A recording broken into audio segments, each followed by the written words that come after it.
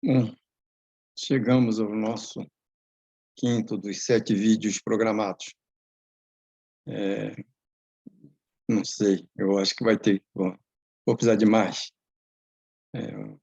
Não consegui cumprir o planejamento. Tinha uma ideia de apresentar tudo em 7, mas acho que eu vou precisar pelo menos mais um, né, vídeo ou mais 2. Ainda estou decidindo. A outra observação é que quem assistiu os anteriores deve estar surpreso que eu não estou com o microfone e o fone de ouvido, aquele que põe aqui, põe aqui. Não é que eu quero aparecer, né? Deixar de me esconder, não. Não é isso. É que, dando aula, eu tive um problema, tirei o fone, né, o microfone, e dei uma parte da aula sem ele, e aí, quando consegui consertar, que voltei a usar o microfone e o fone, os alunos pediram para que eu não usasse, porque eles me ouviam melhor sem o microfone. Ou seja, aquele aparato que eu tinha pago R$ 300 para melhorar a qualidade da aula não era eficiente tanto quanto eu pensei, né? O microfone não é tão bom. Então, se eu ouvia os alunos melhor, eles também me ouviam pior. Então, não adianta, né? O importante é que eu seja ouvido, e não que os alunos sejam melhor ouvidos, né? A audiência seja mais pura, mais limpa. O que tem que ser melhor é a minha.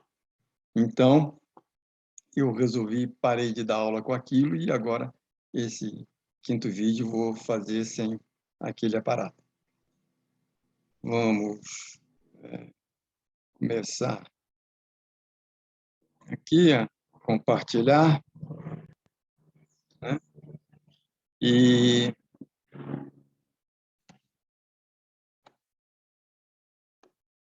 aqui está tem um problema aqui que me ensinaram, que tem aqui que eu tenho que fazer.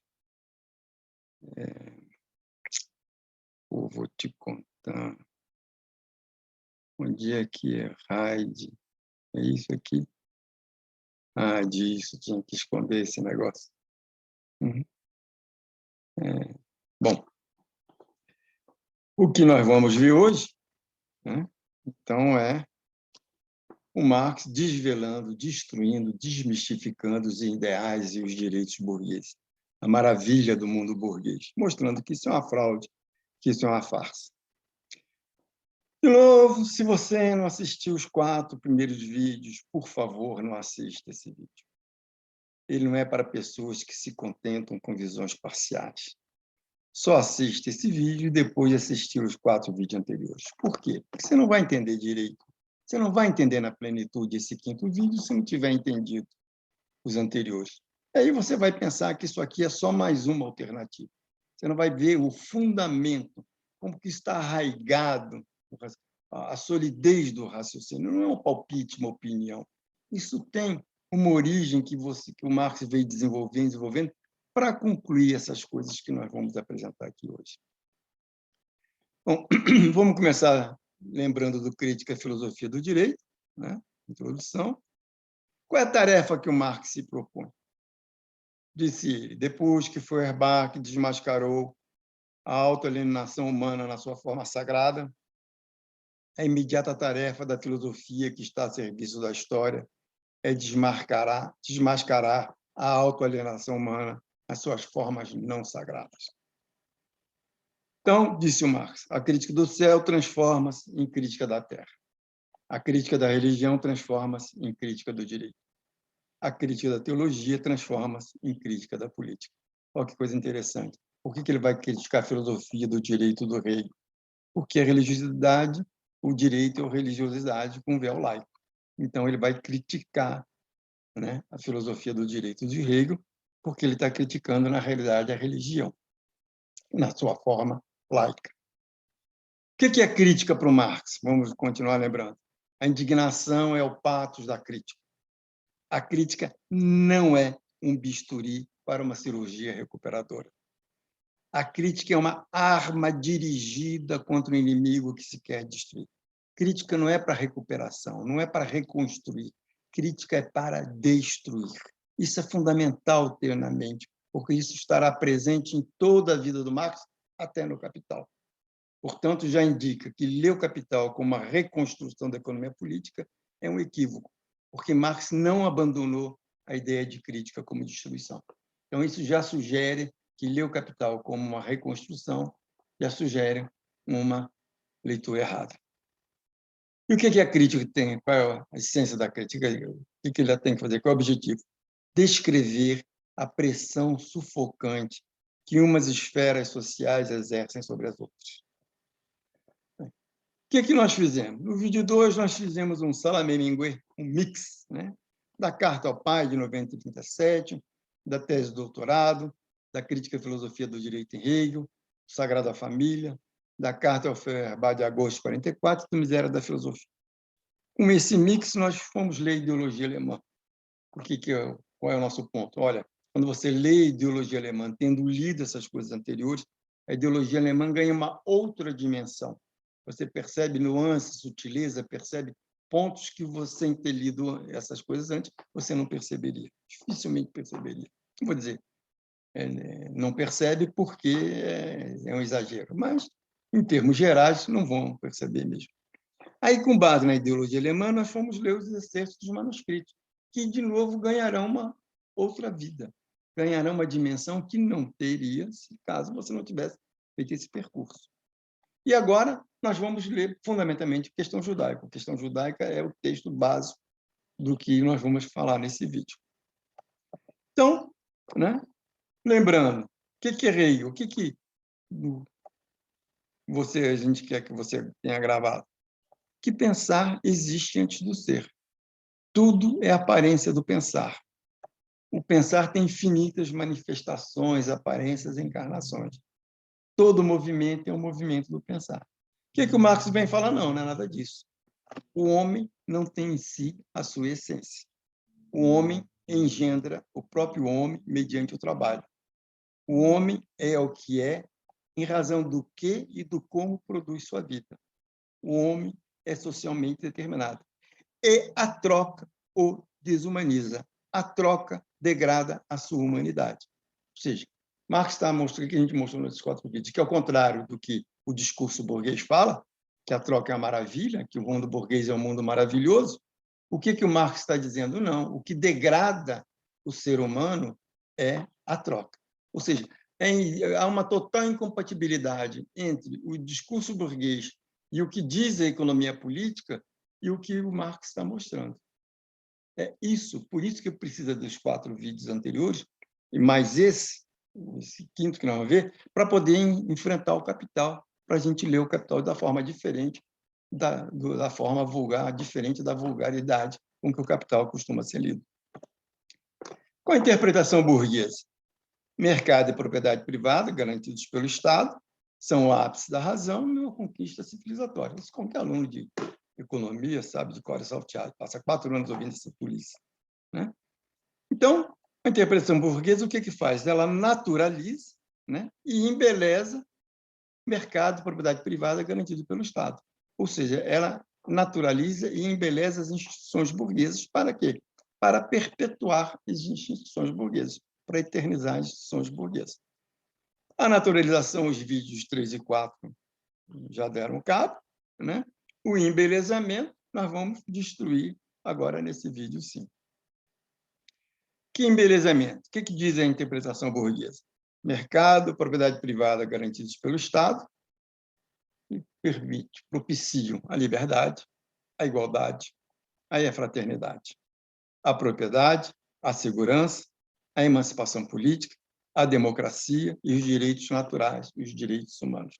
Esse é uma coisa maravilhoso mundo burguês, é um maravilhoso mundo da liberdade, da igualdade, da fraternidade, da propriedade, da segurança, da emancipação política, da democracia, dos direitos naturais, dos direitos humanos. Ser contra isso é você atentar contra o homem.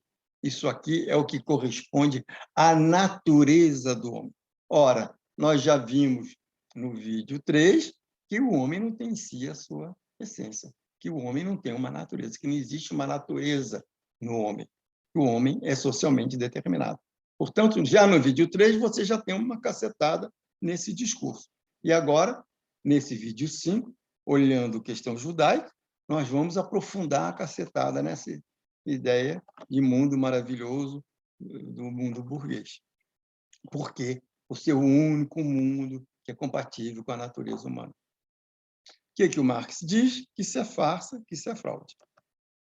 Então, vamos começar pelo primeiro ideal, que é o ideal mais caro, ainda mais agora, em tempos de pandemia, que tem um bando de imbecis analfabetos falando da sua liberdade, né? A liberdade de não vacilar, não se vacinar, esse bando de idiotas. Então, está muito na moda isso, né? Falar liberdade, liberdade, o discurso da liberdade.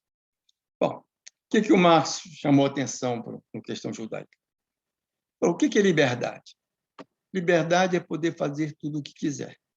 Ora, o que o Marx faz, como nos chamou a atenção Foucault? Ele entra na bruma para mostrar que nela não tem monstro. Então, ele vai entrar no conceito de liberdade, no que é liberdade, para mostrar que ela é farsa, que ela é fraude. Por quê? Quando ele diz assim, olha, preste atenção, o que é liberdade? É poder fazer tudo o que você quiser.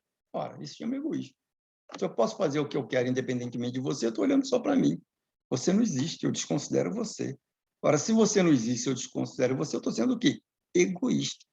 É interessante como os alunos eles têm dificuldade, né? Você vem com tanta carga da liberdade, que quando você para e diz para ele, pensa, se é você poder fazer o que você quer, independentemente do outro, isso não é liberdade, isso é egoísmo.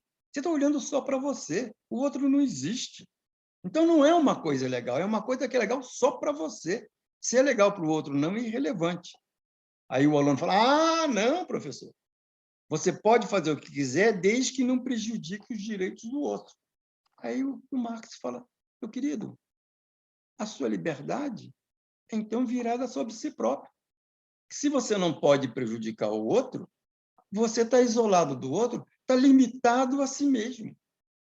Não é por acaso, eu sempre lembro, de que o Schopenhauer diz que quem não ama a solidão não ama a liberdade. Ele foi o único que entendeu o ponto que o Marx está colocando.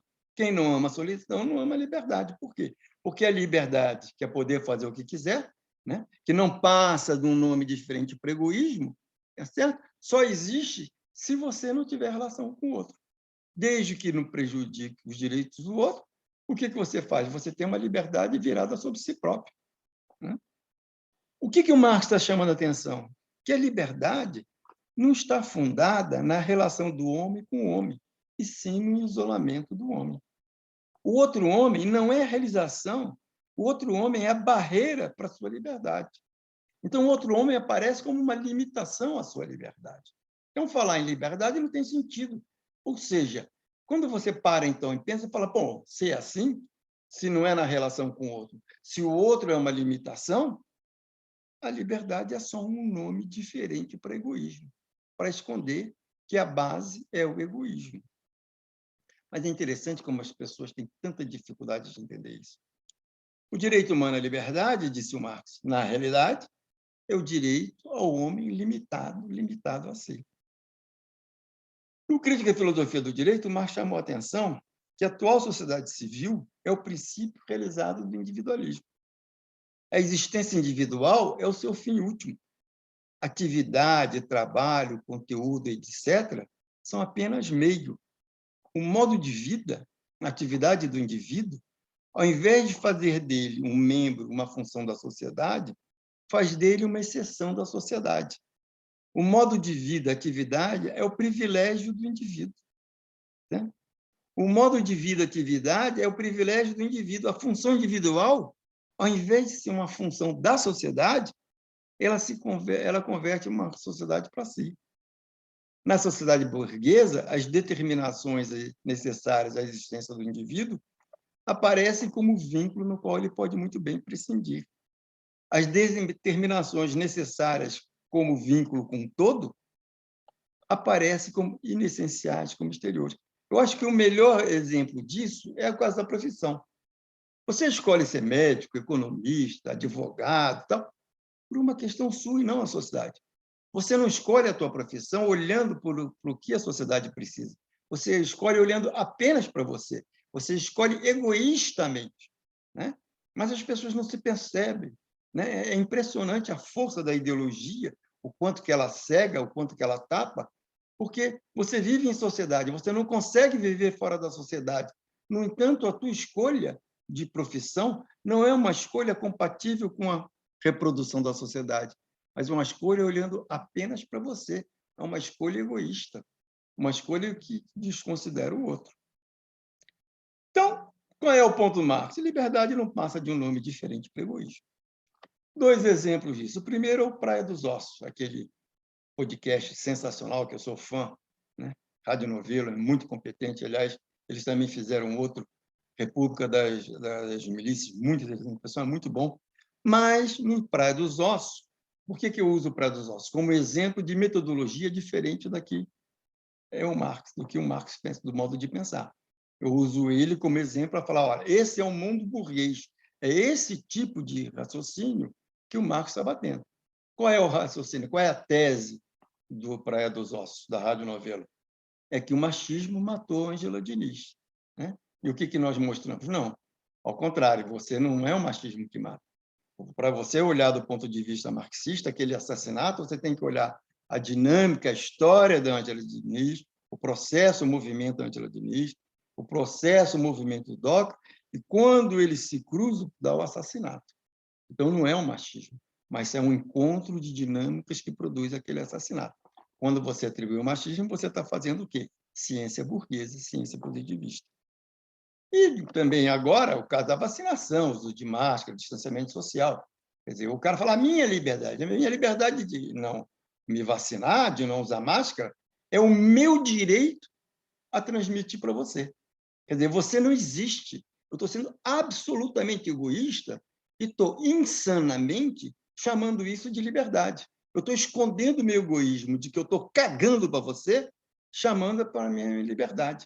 Na verdade, eu estou cagando se você vai morrer ou não. Quero que você se dane. Mas eu chamo isso em torno do quê? De um valor, a liberdade, a minha liberdade de não usar máscara, a minha liberdade de não me vacinar. Quer dizer, um bando de idiotas, ridículos, tontos, sonsos, né?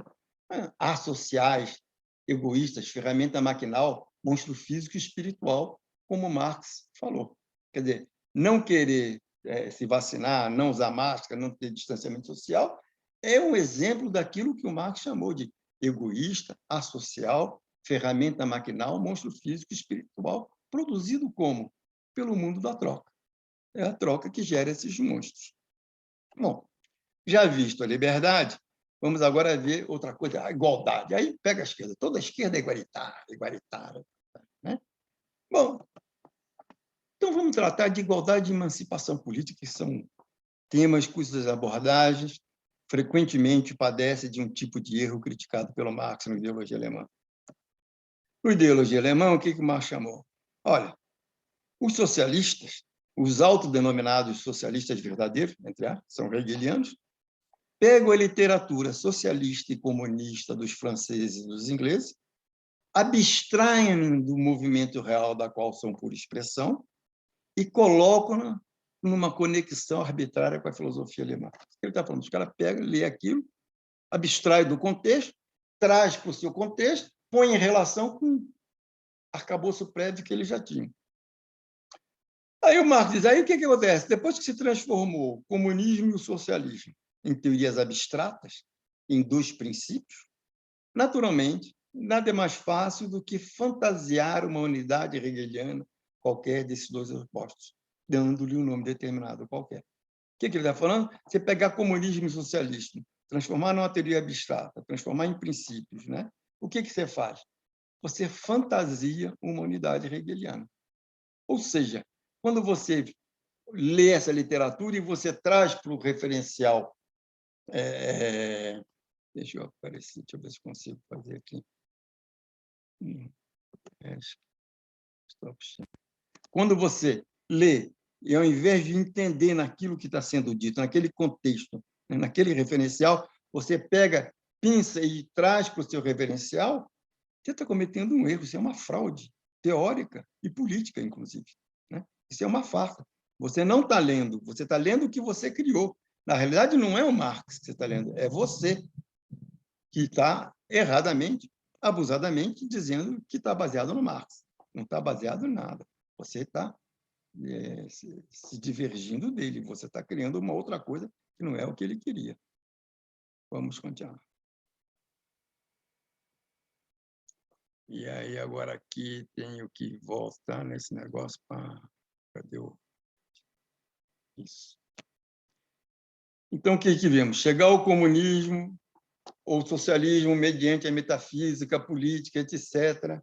É uma fraseologia. Frase, o que ele está dizendo? Frase, chamando isso de fraseologia, que quer dizer o seguinte, que este ou aquele escritor se apropriou de ideias comunistas que chegaram até ele, que chegaram de fora, procedentes de situações distintas da dele, e, mediante uma linguagem própria ao seu atual ponto de vista, lhes conferiu uma expressão que corresponde ao seu ponto de vista. Ou seja, você está pegando o Marx, está lendo ele, está trazendo ele e está conferindo a ele uma expressão que corresponde ao seu ponto de vista e não ao ponto de vista do Marx. Então, igualdade. Né? Vamos voltar para a igualdade. O que o Marx mostrou? Que igualdade é hipostasia, é farsa, é fraude, ilusão. Volto a chamar a atenção. Presta atenção. Igualdade, para o Marx, é uma hipostasia, é uma farsa, uma fraude, uma ilusão. Assim como liberdade é uma farsa, uma fraude, uma ilusão. Porque liberdade é apenas um nome diferente para egoísmo. Igualdade é um delírio. No questão judaica, né, ele falou, o Estado suprime à sua maneira a diferença do nascimento, do estado social, da cultura, da ocupação profissional, quando declara essas diferenças como não políticas e proclama cada membro do povo a participar por igual da soberania popular. Mas, longe de suprimir, de fato, na realidade, essas diferenças fáticas, o Estado só existe como pressuposto delas. O Estado só existe como Estado político e só faz valer a sua universalidade em oposição àqueles elementos, àquelas diferenças particulares. E, assim, por cima dos elementos particulares, é que o Estado se constitui como universalidade. Ele só é universal porque ele está acima das coisas particulares. O Estado político completo é, pela sua essência, a vida genérica do homem em oposição à sua vida material, empírica. Todos os pressupostos da vida egoísta dos homens continuam a subsistir fora da esfera do Estado. Continuam a subsistir na sociedade civil, mas como propriedade da sociedade civil. Então, o que você tem? Você tem um Estado bonzinho, legal, tudo bacana, e a sociedade civil, o que é? Um bando de filho da puta se matando. Isso é uma fraude. Isso o que é? É igual católico. No céu, tudo bonzinho, na terra, só pecador. É o mesmo espírito da religiosidade. Isso é uma pura religiosidade. Você trata o Estado como religião, como católico trata o céu. Né? Então, o Estado só existe em oposição às desigualdades. Você só é igual porque você é uma abstração das desigualdades. O homem, na sua realidade mais próxima, na sociedade civil, é um ser profano. O homem é um ser profano. No Estado, ao contrário, e que o homem vale como ser genérico, ele é membro imaginário de uma soberania imaginada. Ele é roubado de sua vida individual real e repleto de uma universalidade real. Igualdade só como coisa, Marx está falando. Como ser humano, não, é hipostasia, é farsa, é fraude, ilusão. O homem só é igual quando transformado em coisa. A igualdade só existe entre as coisas e não entre os homens, porque os homens são diferentes. A igualdade é o quê? É uma hipostasia, né? É uma fantasia, é uma criação para esconder, para perpetuar e legitimar as diferenças. Nos exercícios, o que o Marx chamou atenção? Que a gente já viu aqui. Que a produção da vida é mediante a troca, faz com que a relação do homem com seu produto, ou seja, a propriedade privada que ele tem com seu produto, se aliene, cria a propriedade privada alienada, isso é o vídeo 4, que tem um aspecto de equivalente, que tem um aspecto de valor de troca, cuja existência sensível mais cômoda é o dinheiro. Portanto, com a expressão máxima do dinheiro, é ser existência sensível da propriedade privada alienada. Mas o mais importante, disse o Marx, não é isso. Não é que o dinheiro é existência sensível da propriedade privada alienada. O mais importante é que as qualidades humanas são transferidas para o dinheiro. Para quando? Para a propriedade privada alienada, né? Ora, o que é isso? É o estranhamento, é coisificação e é fetichismo. O que tem vida são as coisas, o homem é um apêndice das coisas. Ora, isso gera, chamou a atenção Marx, um homem dividido. Um homem abstrato, ser abstrato, e um homem empírico. Esse homem empírico não corresponde ao homem abstrato. É um homem egoísta, asocial, ferramenta maquinal, monstro físico e espiritual. E a comunidade desse homem é uma comunidade baseada na pilhagem. Ora, portanto, igualdade é ilusória, é hipostasia, é puro moralismo. E onde ele chamou isso de igualdade como moralismo? No Miséria da Filosofia, quando ele criticou Proudhon. O que ele falou? O Proudhon reduziu a dialética hegeliana às mais mesquinhas proporções. O Proudhon modificou a dialética hegeliana e da dialética hegeliana, Proudhon tem apenas a linguagem. O movimento dialético para Proudhon é apenas a distinção dogmática do bom e do mal.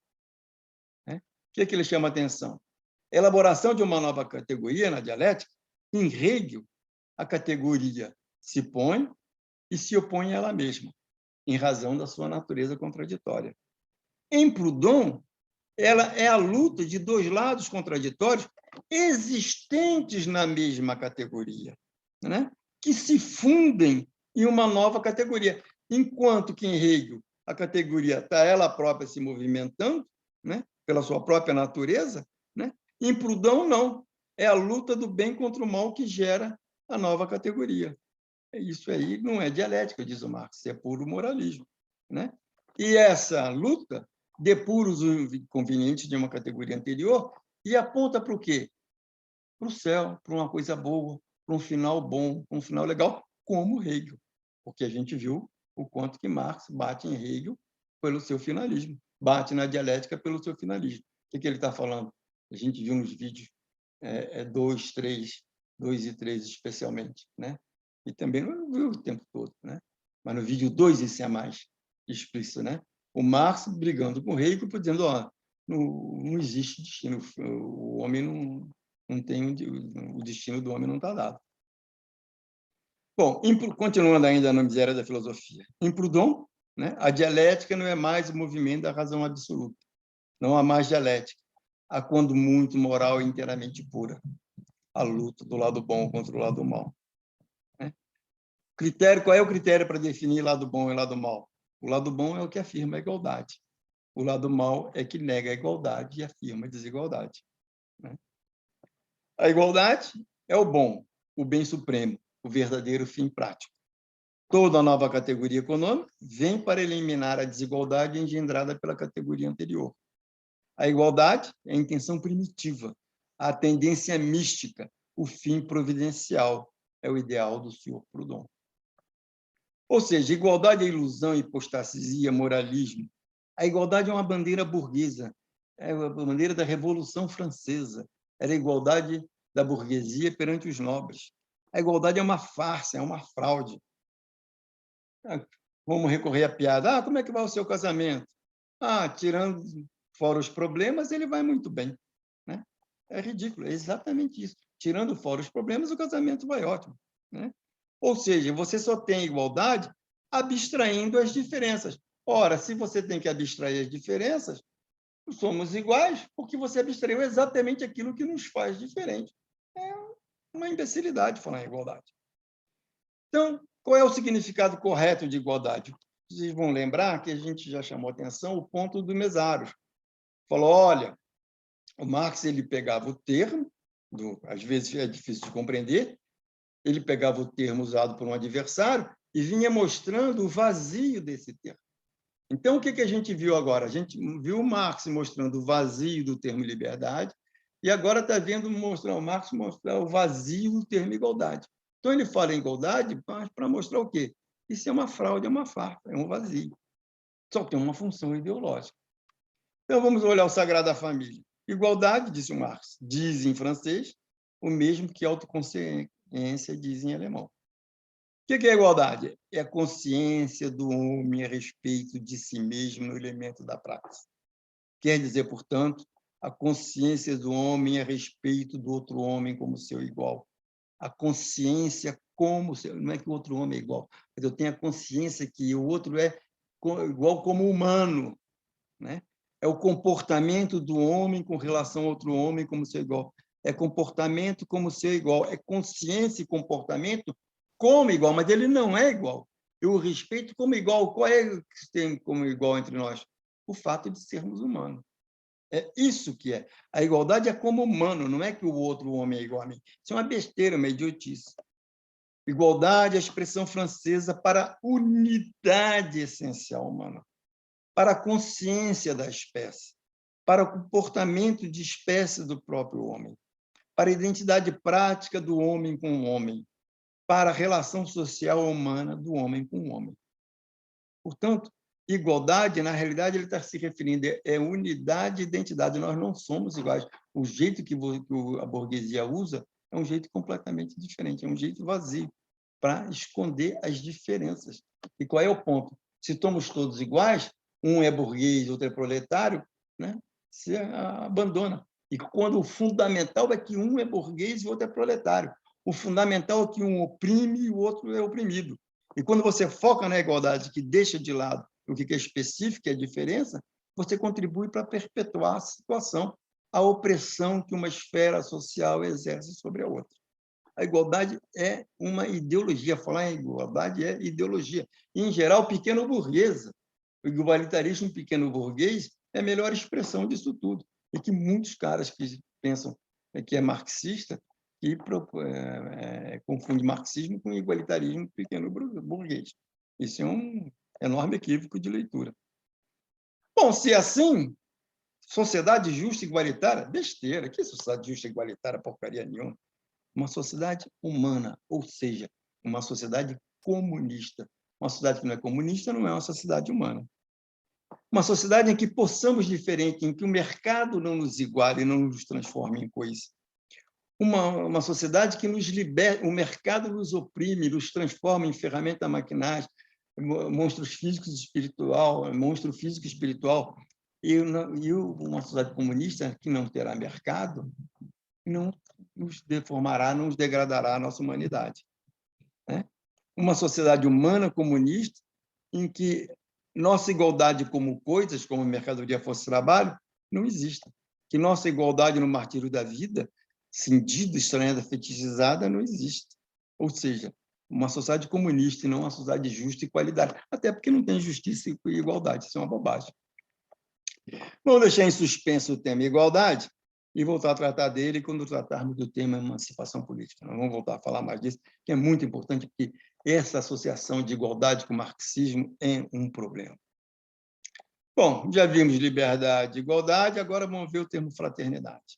Bom, fraternidade, a gente já viu, não faz o menor sentido. No questão judaica, o Marx falou, numa sociedade que legitima e santifica o egoísmo, como é que você pode falar em fraternidade? Os deceitos no manuscritos, uma igualdade numa sociedade que coisifica o ser humano, isso é bobagem. Então, vamos ver a questão judaica. O homem, tal como é na sociedade civil, vale como um homem propriamente dito, porque ele é o homem na sua existência individual, sensível, mais própria. Vale como um homem que é diferente do cidadão. O homem, enquanto homem político, é apenas um homem abstraído, artificial. É um homem como uma pessoa alegórica, como pessoa moral. Né? O homem político é uma criação, uma abstração, é uma hipostasia. O homem real é aquele homem egoísta, social, ferramenta maquinal, monstro físico, espiritual. Como se falar em fraternidade se o homem é egoísta, estranhado do produto do seu trabalho, de si, do outro e da natureza? E a gente viu isso no vídeo 4. Como é que pode falar em fraternidade se ele é transformado em egoísta? Ou seja, você tem uma antinomia, uma dicotomia nesse negócio, uma contradição. O que o Marx falou no Crítica e Filosofia do Direito? A atual sociedade civil é o princípio realizado do individualismo. A existência individual é seu fim último. A atividade, o trabalho, o conteúdo, etc., são apenas o meio. o modo de vida, a atividade do indivíduo, ao invés de fazer dele um membro, uma função da sociedade, faz dele uma exceção da sociedade. O modo de vida, atividade, etc., é o privilégio do indivíduo. O Sagrada Família lhe chamou a atenção. Na sociedade burguesa, substitui-se o privilégio pelo direito. Exemplo, o privilégio da propriedade é substituído pelo direito à propriedade. O privilégio do comércio é substituído pelo direito ao comércio. O privilégio da religião é substituído pelo direito à religião. O melhor exemplo disso é a escolha da profissão. A gente já falou isso. O que é? Ela demonstra egoísmo, né? É a capa da liberdade. E o direito à propriedade é o quê? O privilégio escondido como direito. Então, você tem essa relação entre egoísmo, liberdade, privilégio e direito. Esse é o arcabouço fundamental do discurso burguês, a mentira burguesa, da farsa burguesa. Com os privilégios suspensos e dissolvidos, cria-se a luta geral do homem contra o homem, a luta geral do indivíduo contra o indivíduo. A sociedade burguesa, em sua totalidade, é essa guerra de todos os indivíduos uns contra os outros. Fraternidade, ilusão, moralismo, falsidade e farsa. Essa aqui é a conclusão. O Marx que entra na bruma e traz à tona que nada, não tem monstro nenhum, que ali só tem quê? Mentira, fraude e farsa. Já visto liberdade, igualdade e fraternidade, vamos ver propriedade. Bom, isso aqui é mais fácil de tudo, né? O que é propriedade? Direito humano à propriedade é o direito de gozar e dispor à sua vontade, seus bens, seus rendimentos, do fruto do seu trabalho e da sua indústria. É a aplicação prática do direito humano à liberdade. É a aplicação prática do direito humano ao egoísmo. Bom, agora vamos ver segurança. O que é segurança? Também é mais ou menos óbvio. Direito humano à segurança é o direito à proteção para cada um dos membros da sociedade, para a conservação da sua pessoa, dos seus direitos, das suas propriedades. O que é o direito humano à segurança? Antes de tudo, o asseguramento, a segurança, a garantia de que o egoísmo vai prevalecer. E emancipação política. Vamos por crítica e filosofia do direito do Hegel. Diz o Marx, o sonho utópico da Alemanha, não é a revolução radical, mas a revolução parcial, meramente política, a revolução que deixa de pé os pilares do edifício. Isso, vamos dar uma paradinha para o Colette, que é fantástico nesse ponto. Ele ajuda muito. Na introdução aos amados primeiros escritos, o que o Colette chama a atenção? Um dos pontos fundamentais dos chamados primeiros escritos é a crítica à hipostasia do Estado moderno. O que é hipostasia? Ficção, abstração falsamente considerada como real. Qual é a hipostasia do Estado moderno? É a unidade social dos seus membros estabelecida em separado deles. Na sociedade moderna, sociedade de cada um por si, Deus por todos, os indivíduos estão separados uns dos outros, são independentes uns dos outros, estão divididos entre si. O nexo de dependência entre esses indivíduos passa a serem separados dele, independente deles. Quer dizer, se no cotidiano real nós estamos divididos, como é que vamos ser unidos? Só se for fora de nós. A união tem que estar fora de nós, necessariamente tem que estar fora de nós. Assim, o interesse comum universal passa a ser independente em separado das partes interessadas, né? O interesse comum universal assume uma existência independente em separado das partes interessadas. Ora, o que é isso? É o externo e o estranho. Hipostasia do Estado moderno. Os diferentes membros do povo, do Estado, como cristãos, são iguais no céu, no mundo político, mas são desiguais na existência terrestre da sociedade. Céu e terra, comunidade celeste e comunidade terrena. Na primeira celeste, todos são iguais, todos estão unidos. Na segunda terrena, todos são diferentes e estão desunidos. Ora, olha como que isso é a questão religiosa. Olha como que esse negócio de igualdade, fraternidade, né? Olha a cara de religiosidade. Como os cristãos são iguais no céu, no mundo político, no mundo religioso, mas desiguais na existência terrestre da sociedade. Céu e terra, comunidade celestial e comunidade terrena. Na primeira, celestes, todos são iguais e estão unidos. Na segunda, todos são diferentes, todos estão desunidos. Então, a hipostasia do Estado moderno é que a sociedade política é uma comunidade espiritual, celestial, religiosa, né? A sociedade civil é uma comunidade fragmentada entre interesses privados que competem entre si, né? O momento de unidade dessa comunidade só pode ser abstrato, o Estado, né? O Estado moderno acontece aquilo que o Marx chamou a atenção como idealismo acrítico e materialismo vulgar. O idealismo acrítico, né? Porque a sociedade, para alcançar a igualdade universal e o interesse comum, ela tem que negar valor a essas divisões reais, abstrair de suas divisões reais. E é um positivismo acrítico ou um materialismo vulgar, porque o interesse geral abstrato do Estado legitima e sanciona os interesses genuínos, a realidade econômica desigual. Então, olha que coisa interessante, né? Você reivindica uma coisa para legitimar o oposto dessa coisa, né? Isso é uma fraude, é uma farsa. A igualdade, fraternidade, liberdade, tudo isso é um vazio, é uma mentira. O idealismo político do Estado hipostasiado só serve para assegurar e fixar o materialismo vulgar da sociedade civil. É negando o burguês que se obtém o cidadão, mas essa negação é feita para reforçar a sociedade burguesa. E aí você, nessa altura, deve estar se perguntando, mas se é assim, né? Por que todo marxista é estatizante? É essa pergunta que está sendo colocada aqui. O marxismo ele não tem uma teoria de Estado, ele só tem uma teoria de destruição do Estado. Marxista estatizante é coisa de influência hegeliana, que vê no Estado uma instância moral para recompor os fragmentos da sociedade burguesa. E é isso que o Marx está criticando, exatamente isso que nós estamos mostrando o Marx criticar. Então, comunista estatizante não faz o menor sentido, a menos de uma ditadura do proletariado, que aí é outra coisa. Uma coisa é a ditadura do proletariado, outra coisa é uma sociedade burguesa estatizada. Não é ditadura do proletariado. Sociedade burguesa estatizada não é ditadura do proletariado. É um equívoco o marxismo ficar propondo a estatização, brigando com esse negócio de privatização, como sendo a destruição. Isso é uma bobagem. O marxista sabe que você está simplesmente transferindo um monopólio para o outro e que a discussão você só vai falar de ditadura do proletariado. Um Estado proletário é uma ditadura, porque é uma coisa de transição para o comunismo. Aqui, querer estatizar é uma bobagem, isso é um delírio hegeliano que não tem nada de marxista.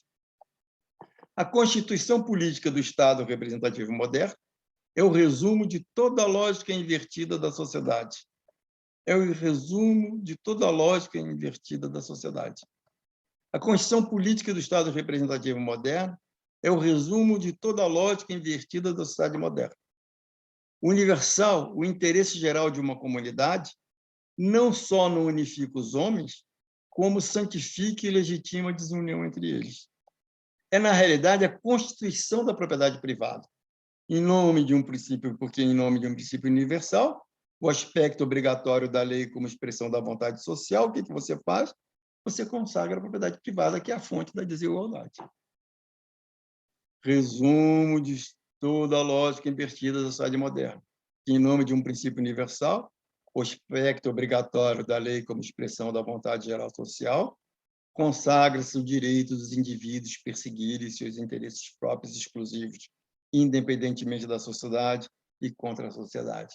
Ou seja, aí você vê aquele idiota, aquele imbecil que não quer se vacinar, que não quer usar máscara, que não quer o isolamento social. Você está consagrando o direito dele a agredir a sociedade. Olha a contradição posta. E que esses imbecis, esses ignorantes não percebem. Ou seja, o que isso marca? Liberdade, egoísmo, privilégio, esse pacote, né? Que é embalado como se fosse um bombom com licor e cereja, mas, na realidade, só tem pedra dentro. Tudo está de cabeça para baixo, chama atenção o Colette. Reino paradoxo. Invoca-se a vontade geral para se conferir valor absoluto ao capricho individual. Invoca-se a sociedade para tornar sagrados e intangíveis os interesses sociais. Defende-se a causa da igualdade entre os homens mas a causa da desigualdade entre eles, a propriedade privada, é reconhecida como fundamental e absoluta. Igualdade. Defende-se a causa da igualdade entre os homens, mas a causa da desigualdade entre eles, a propriedade privada, é reconhecida como fundamental e absoluta. Isso é uma imbecilidade. Você defender a igualdade e defender a propriedade privada. Isso que o Marx está mostrando, ele está desnudando, desvelando, desmistificando, falando, olha, isso você está falando uma grande besteira, você não sabe o que você está dizendo. Ou sabe, e é simplesmente oportunista, mentiroso. Vamos voltar para a questão judaica. Marx criticou o Bauer por confundir emancipação política com emancipação humana. Emancipação política, o que é? O Marx chama atenção. É a redução do homem, por um lado, a membro da sociedade civil, a indivíduo egoísta e independente, e, por outro lado, a cidadão, a pessoa moral. Olha a cisão do indivíduo. Os homens empiricamente existentes, separados uns dos outros, em luta constante um contra os outros, em guerra permanente um contra os outros, só conseguem ter unidade se ela for feita em separado deles. E aí, o que você faz? Você cria o cidadão, que é um ser genérico, que é um ser abstrato. Cidadão é uma ficção. O que existe mesmo são os homens empiricamente existentes, né, em guerra um contra o outro. O cidadão é um ser abstrato, é uma criação, uma fantasia, uma hipostasia. Aí você cria o plano da sociedade civil e o plano do Estado. O que é a sociedade civil?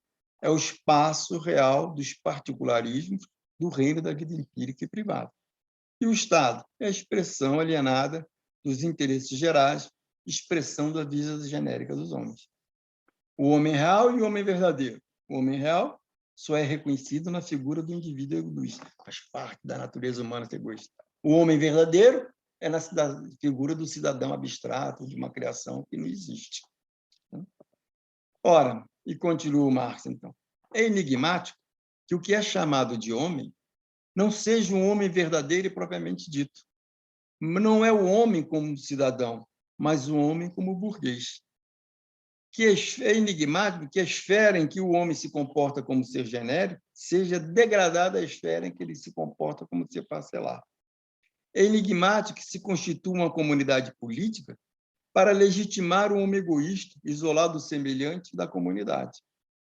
É enigmático que a comunidade política dos emancipados políticos seja rebaixada a um mero meio para a conservação dos direitos do homem egoísta, isolado do seu semelhante da comunidade. É enigmático porque é que na consciência dos emancipadores políticos a relação está posta de cabeça para baixo. A finalidade aparece como meio e o meio aparece como finalidade. Qual é a resolução do enigma? A emancipação política e a dissolução da velha sociedade feudal, sobre a qual repousa o sistema de Estado alienado do povo, do sistema fundado no poder do soberano. A política não é uma coisa do povo, a política é uma coisa do soberano, inseparável do povo. Então, o que faz a revolução política, que propicia a emancipação política? É a revolução da sociedade civil, né? É a revolução que constitui o Estado político como um assunto universal, isto é, como Estado real. É a consagração do Estado burguês, ou seja, nesse movimento todo você vai gerando, né?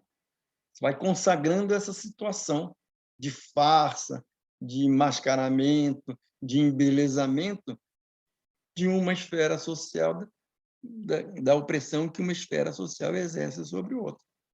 E aí você constitui um discurso fraudulento, mentiroso. A revolução política destroçou todos os estados sociais, corporações, grêmios e privilégios, que eram a expressão da separação do povo relativamente à sua comunidade. A revolução política suprimiu o caráter político da sociedade civil. A atividade de vida determinada, de sua situação de vida determinada, decaíram para significado apenas individual.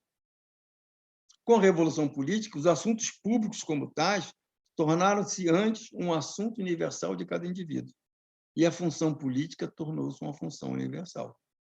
O completamento do idealismo do Estado foi, simultaneamente, o completamento do materialismo da sociedade civil. Com a revolução política, o homem egoísta, esse homem, membro da sociedade civil, é agora a base, o pressuposto do Estado político, e é por ele reconhecido como tal nos direitos do homem. Ou seja, olha que coisa interessante. É a consagração, a revolução, a emancipação política, a revolução política burguesa, é a consagração do homem egoísta, que é a negação de todo o discurso que você constrói em cima desse homem egoísta. No Crítica e Filosofia do Direito, no Hegel, o Marx criticou astamente a tentativa de identificar a sociedade civil com a sociedade política. Hegel, disse o Marx, quer demonstrar que a sociedade civil é a sociedade política. Hegel, para tal, age por má consciência. Essa tentativa de identificar a sociedade civil com a sociedade política, né, o indivíduo com o cidadão, é agir por má consciência. A consciência mostra que o cidadão é uma abstração, que o que existe, o indivíduo, esse egoísta, a ferramenta maquinal, monstro físico e espiritual. Então, ler a emancipação política como uma preparação para a emancipação humana é cometer o erro hegeliano ao ler a literatura comunista e socialista dos ingleses e dos franceses. O erro que foi apontado pelo Marx na ideologia alemã é trazer a relação entre as emancipações política e humana para o esquema afirmação, negação e negação da negação, que não é o esquema do Marx. Nós estamos vendo, ele não tem esse esquema, né? É um esquema que foi no Marx, no Miséria da Filosofia, ele chegou a ridicularizar esse esquema de afirmação, negação e negação da negação. Mas é gozado, os marxistas parece que não dão muita bola para isso, né? É ler errado questão judaica. Então, o que é emancipação humana? Na carta ao Feuerbach, né, o que o Marx falou? Olha, você forneceu a base filosófica para o socialismo, e os comunistas imediatamente forneceram isso. Quem forneceu a base filosófica para o socialismo? Feuerbach, já vimos isso lá atrás. Por que forneceu a base filosófica para o socialismo? Que o conceito de espécie humana trazido do céu da abstração para a realidade terrena. A unidade do homem com o homem baseada nas diferenças reais entre os homens. E no Sagrada Família, o que ele falou? A consciência do homem a respeito do outro homem como ser igual. O comportamento do homem com relação ao outro homem como ser igual, né? A consciência da espécie para o comportamento de espécie do próprio homem. A identidade prática do homem com o homem.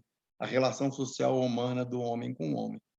Então, no Questão Judaica, ele diz, emancipação humana, só quando o homem individual retomar em si o cidadão abstrato, e como homem individual, na sua vida empírica, no seu trabalho individual, nas suas relações individuais, se tornar-se genérico. Ou seja, eu não olho para você como diferente de mim, como separado de mim, como estranho a mim, né? Você e o humano, eu e o humano somos a mesma coisa. Ou seja, quando eu retomo em mim, indivíduo, o ser genérico, quando tem uma consciência da espécie humana. Não é igualdade, fantasia, não. É nos percebermos como humano. Só vamos emancipar isso quando nos percebermos como humano. E, para isso, o que Marx já mostrou? Que você precisa abolir o mercado e a propriedade privada alienada. Sem isso, não vai existir uma emancipação humana. Só quando o homem reconhecer e organizar suas próprias forças como forças sociais. Ou seja, só quando ele não mais separar de si a força social na figura da força política. Só quando o homem não mais separar de si a força social na figura da política.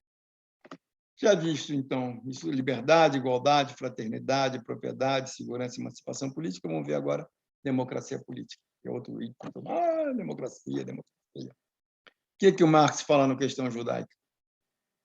A democracia política é cristã, na medida em que nela o homem, não só um homem, mas cada homem, passa por ser soberano, passa por ser supremo. Pois o homem que passa por ser soberano é um homem no seu fenômeno insocial, incultivado, na sua existência contingente. É o homem tal como ele é na realidade. É o homem que, como toda organização da nossa sociedade, está corrompido, perdeu-se a si mesmo, se alienou. A imagem da fantasia, o sonho, o postulado do cristianismo, a soberania do homem, como uma essência estranha, diferenciada do homem real, é na democracia a realidade sensível, presente, a máxima mundana. Já visto democracia política, vamos para os direitos naturais, os direitos humanos. Ainda na Questão Judaica, o que o Marx falou? Os direitos do homem, diferentemente dos direitos do cidadão, não são outra coisa senão os direitos do membro da sociedade civil. isto é, direitos do homem, são os direitos do homem egoísta, são os direitos do homem separado do homem e da comunidade. A liberdade de cada indivíduo faz com que o homem não encontre no outro homem a realização da sua liberdade, mas a barreira à sua liberdade. Porém, proclama ela, antes de tudo, o direito do homem, o direito do homem egoísta, o direito do homem separado do homem da comunidade. Nenhum dos chamados de direito do homem vai além do homem egoísta, vai além do homem tal como ele é membro da sociedade civil, a saber, o indivíduo remetido a si, ao seu interesse privado, ao seu arbítrio privado, isolado da comunidade. Nenhum dos chamados de direito do homem vai além do homem egoísta. Muito longe do homem ser aprendido como ser genérico, é antes a própria vida genérica, a sociedade que aparece como um quadro exterior aos indivíduos, como limitação da sua autonomia original. A sociedade é uma limitação da autonomia original. O Sagrada Família, que lhe chamou a atenção? O reconhecimento dos direitos humanos por parte do Estado moderno tem o mesmo sentido que o reconhecimento da escravatura pelo antigo Estado. Assim como o Estado antigo tinha como fundamento natural a escravidão, o Estado moderno tem como base natural a sociedade burguesa e o homem da sociedade burguesa, o homem independente, entrelaçado com o homem apenas pelo vínculo do interesse privado e da necessidade natural inconsciente. O Estado moderno tem como base natural o escravo do trabalho lucrativo, o escravo da necessidade egoísta, tanto da própria quanto da alheia. Ora, se essa é a base do Estado, como é que marxista pode querer que os comunistas tomem o Estado? Só faz sentido tomar com uma ditadura do proletariado. O Estado... deixa para lá, não entendo esse pessoal, não. O Estado moderno reconhece sua base natural nos direitos gerais do homem. Não os criou, mas reconhece seu local de nascimento, sua própria base, na proclamação dos direitos humanos. O Estado moderno não se baseia na sociedade dos privilégios, se baseia na sociedade dos privilégios suspensos, dissolvidos, na sociedade burguesa desenvolvida, na sociedade que deixa em liberdade os elementos vitais que nos privilégios ainda se achavam politicamente vinculados. No Questão Judaica, ele falou, com a revolução política, o homem egoísta, esse homem, membro da sociedade civil, é agora a base, o pressuposto, o Estado político, e é por ele reconhecido como tal nos direitos do homem. Com a revolução e emancipação política, o homem não foi libertado da religião, apenas recebeu a liberdade da religião. Não foi libertado da propriedade, apenas recebeu a liberdade da propriedade. Não foi libertado do egoísmo do ofício, apenas recebeu a liberdade de ofício. A emancipação política não liberta o homem, ela liberta os privilégios mascarados em direito. A emancipação política não liberta o homem, liberta os privilégios mascarados em direitos. Portanto, você enxergar ela como pré-condição da emancipação humana é só se você meter isso no arcabouço. Afirmação, negação e negação da negação. Ou seja, o destino está dado. Se você tira desse esquema hegeliano, você não pode ver na emancipação política, na revolução política, o prenúncio da revolução comunista. O homem, ser empiricamente existente, tal como é na vida real, na sociedade civil, é egoísta, é impolítico. O cidadão, ser abstrato, tal como é no Estado, não é egoísta, é político. Os direitos humanos do homem impolítico, do homem real, vão então aparecer como direitos naturais. É essa a jogada. Direitos naturais são os direitos do homem empiricamente existente, do homem real, impolítico, visto erradamente como direitos naturais. Direitos humanos são a consagração do homem egoísta, do homem separado do homem e da comunidade, da cisão entre os homens. Direito humano, o que é a consagração da cisão entre os homens. Enfim, vimos um Marx, que, ao contrário de Perseu, entrou na bruma para mostrar que nela não há monstro. Volto ao primeiro vídeo, né, para entender isso. Um Marx que desvela, desmistifica, destrói a interpretação burguesa que naturaliza e embeleza a vida sobre a troca, propriedade privada alienada garantidas pelo Estado. Ou seja, qual é a bruma? Qual é a bruma, o maravilhoso muito burguês? Emancipação política, democracia, Estado burguês. Direitos naturais, direitos humanos. Aí você vem com liberdade, igualdade, fraternidade, propriedade e troca. Esse é o arcabouço, é a bruma. O que o Marx faz quando ele entra na bruma? falar, não, isso é bobagem. Liberdade é um nome diferente para egoísmo e o privilégio aparece como direito. Aí você fecha as duas pontas e o que é isso? É uma fraude e o mundo burguês é uma guerra de todos contra todos. Aqui estão as obras, né? E fim do 5º vídeo. Deixa eu... Bom.